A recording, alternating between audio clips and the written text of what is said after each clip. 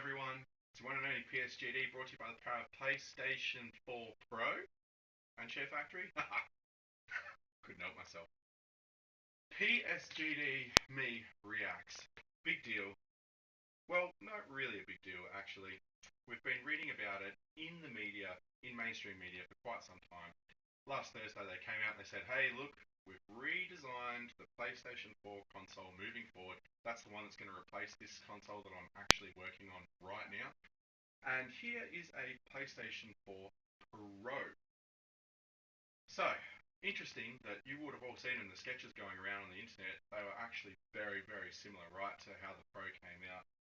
One of the first things I want to get off my chest is that last week I tweeted that the PlayStation 4 Pro and the Xbox One S are the two consoles that should be compared. Now, someone berated me on Twitter last week saying that I shouldn't, and it should be compared to the Scorpio. And I don't know why people are saying that. I don't think it should be. Why should it be? The Xbox One S came out with some 4K gear, some 4K streaming. They narrowed the console down. They made it a smaller form factor. That was it, right? So why can't we do that with the 4 Pro? This is definitely like a halfway console, right? It's just tweaking something tiny. It's like iPhone 6 and iPhone 6s. You get a faster processor. In this case, it's just the GPU, right? And you get this HDR capability. But the HDR capability is coming to all PlayStation 4s across a firmware update. So in addition, we've been seeing them just slide by. There's been a whole change in the accessories that come with PlayStation now. So the headset's one of the most interesting ones because that's a $299 placeholder, which I find astounding. That's like getting into Astro territory / what the old Turtle Beaches were. And I wouldn't be paying that. That's just way too much. Like my 20th anniversary headset was $150. So anyway, like what do I think about it? I want to tell you what I think, right? So you got the 4 Pro.